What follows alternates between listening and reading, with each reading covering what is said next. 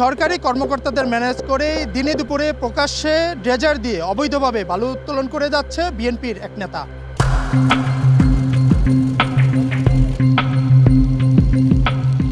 শরীয়তপুরের নড়িয়া উপজেলা পদ্মা তীরবর্তী হওয়ায় নদী ভাঙ্গন যেন এই অঞ্চলের মানুষের নিত্যদিনের সঙ্গী। 2013 থেকে 2018 সালের মধ্যে নদী ভাঙ্গনে বসত ভিটা হারিয়ে নিঃস্ব প্রায় 25,000-এরও বেশি মানুষ। শুধু ঘর বাড়ি নয়, ফসলি জমি, ব্যবসা প্রতিষ্ঠান, এমনকি হাসপাতাল সবকিছুই হারিয়ে গিয়েছিল এ নদীর গর্ভে। পরে 2019 সালে প্রায় 1400 কোটি টাকা ব্যয়ে পানি উন্নয়ন বোর্ড নড়িয়া জাজিরা অংশে 10 কিলোমিটার দীর্ঘ তীর রক্ষা বাঁধ নির্মাণ করা হয়। সর্বনাশা নদী ভাঙ্গন থেকে মুক্তি পায় এই অঞ্চলের মানুষ। কিন্তু গত 6 এপ্রিল স্থানীয় বিএনপির এক নেতা চর আত্রা এলাকায় মানুষের জমির উপরে থাকা 10 কোটি ঘনফুট বালু নিলামে বিক্রির অনুমতি পান।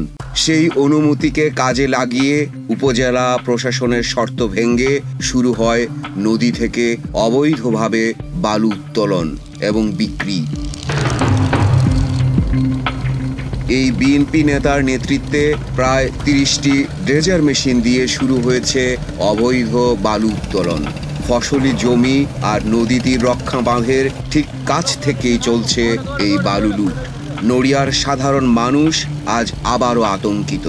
নদী ভাঙনের বিভীষিকা ফিরে আসবে কিনা সেই আশঙ্কায় দিন কাটছে তাদের।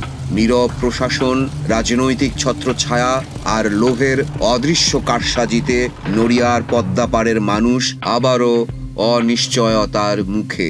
ওয়ালটন আবারও মিলিয়নিয়ার অফারে ওয়ালটন ফ্রিজ কিনে আপনিও হয়ে যেতে পারেন মিলিয়নিয়ার। এখানে স্পষ্ট লেখা আছে ড্রেজারদের নদীর তলদেশ থেকে কোনো প্রকার বালু উত্তোলন করা যাবে না।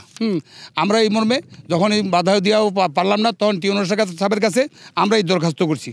আমরা দরখাস্ত করছি সবাই মিল্লা যে আমরা তো নির্দেশ হলো উপরের বালুটা পরিষ্কার করা, জমি লেভেল করে, এখন আর নিচে ড্রেজার দিয়ে মাটি কাটা নিয়ে দিয়েছে।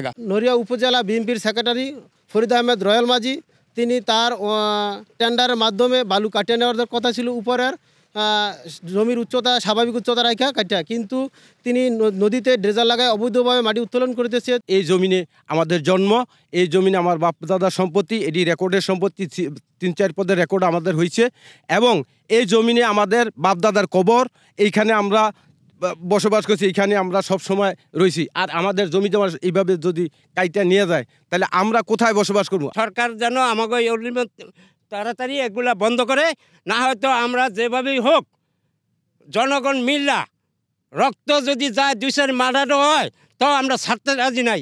তবু আপনারা সবাই মিল্লা, বাঙালিরা ভাইয়েরা সবাই মিল্লা যার জায়গা জমি রক্ষা করার জন্য আপনারা আসেন, আমরা প্রতিরোধ করি, এই বালুবাসা বন্ধ করি। এদিকে শরীয়তপুর পানি উন্নয়ন বোর্ড নড়িয়া উপজেলা প্রশাসনকে সতর্ক করে চিঠি দিয়েছে বলে জানান পানি উন্নয়ন বোর্ড নড়িয়ার উপবিভাগীয় প্রকৌশলী সজল পারভেজ। আমরা বারে বারে বলছি নদীর তলদেশ থেকে কোনো বালি উত্তোলন করা যাবে না, শুধুমাত্র স্থুপিত যে বালি আছে সেখান থেকে বালি অপসারণ করতে পারবে। ইউনো মহোদয়কে চিঠি প্রদান করছি। উনি হচ্ছে কমিটির উপজেলা পানি ব্যবস্থাপনা পানি সম্পদ উন্নয়ন ব্যবস্থাপনা কমিটি আছেন, উনি হচ্ছে যেহেতু চেয়ারম্যান, উনি ওখানে কার্যাদেশ প্রদান করছেন। আমরা পানি উন্নয়ন বোর্ডের পক্ষ থেকে হচ্ছে কি পরিমাণ বালি ছিল সেটা সম্পর্কে আইডিয়া দিয়েছিলাম এবং স্থুপিত যে বালিটা আছে সে বালিটা অপসারণের জন্য বলা হয়েছিল। এখন সেটা ইউনো মহোদয় হ্যান্ডেল করতেছেন। উপজেলা প্রশাসনের কার্যাদেশ না মেনে নদী থেকে অবৈধ বালু উত্তোলন করার বিষয়ে জানতে চেয়ে উপজেলা বিএনপি নেতা ফরিদ আহমেদ রয়েলের মোবাইল নম্বর ও হোয়াটসঅ্যাপে একাধিকবার ফোন করলেও তিনি তা রিসিভ করেননি।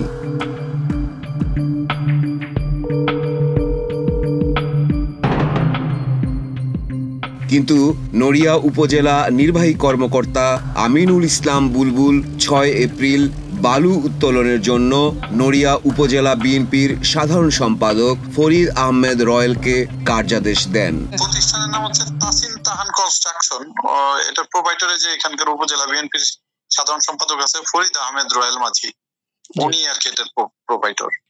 জি, ওনার প্রতিষ্ঠানটি পেয়েছে আর কি। 3টা আরো 2টা করেছিল, উনি একটু হাফ পয়সা বেশি বলার কারণে উনি পেয়েছে। পরে 1 পয়সা বেশি বলেছে। আচ্ছা আচ্ছা, নদী থেকে যদি তারা ডিরেক্টলি মাটি নেয় তাহলে তাদের বিরুদ্ধে আইনানুগ ব্যবস্থা হবে এবং তাদের বাতিলও হতে পারে। সরকারি কর্মকর্তাদের ম্যানেজ করে দিনে দুপুরে প্রকাশ্যে ড্রেজার দিয়ে অবৈধভাবে বালু উত্তোলন করে যাচ্ছে বিএনপির এক নেতা। নামমাত্র প্রশাসন থেকে ইজারা নিয়ে পুরো নদীতে যেন ড্রেজার দিয়ে বালু কাটার হিড়িক পড়ে গেছে। এতে নদী ভাঙনের ঝুঁকিতে রয়েছে এ অঞ্চলের লাখো মানুষ। নদী ভাঙনের চিন্তায় নির্ঘুম রাত কাটাচ্ছেন তারা।